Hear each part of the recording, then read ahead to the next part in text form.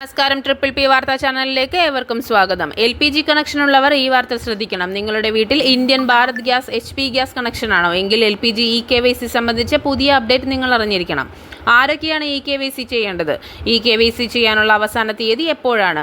EKYC ചെയ്തില്ലെങ്കിൽ LPG ബുക്കിങ്ങിനെയും സബ്സിഡിയെയും ഇത് എങ്ങനെ ബാധിക്കും? വീട്ടിലിരുന്ന് മൊബൈൽ വഴി EKYC ചെയ്യാൻ കഴിയുമോ? ഗ്യാസ് ഏജൻസി വഴി എങ്ങനെ ചെയ്യാം? ആധാർ, മൊബൈൽ നമ്പർ എന്നിവയിൽ എന്തൊക്കെയാണ് ആവശ്യമായി വരുന്നത്? EKYC പേരിൽ വരുന്ന ഫേക്ക് ലിങ്ക്സ്, OTP സ്കാംസ് എന്നിവയിൽ നിന്ന് എങ്ങനെ രക്ഷപ്പെടാം? നിലവിലെ റിപ്പോർട്ടുകൾ പ്രകാരം 2026 ഓഗസ്റ്റ് 31 EKYC പൂർത്തിയാക്കാനുള്ള അവസാന തീയതി.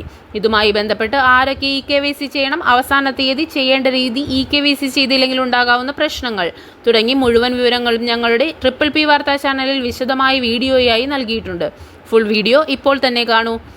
വീട്ടിലുള്ള LPG ഉപഭോക്താക്കൾക്കും ഈ വിവരം എത്തിക്കാൻ ഷെയർ ചെയ്യൂ. ട്രിപ്പിൾ പി വാർത്താ ചാനൽ സബ്സ്ക്രൈബ് ചെയ്യാനും ബെല്ലൈക്കൺ അമർത്താനും മറക്കരുത്. നന്ദി, നമസ്കാരം.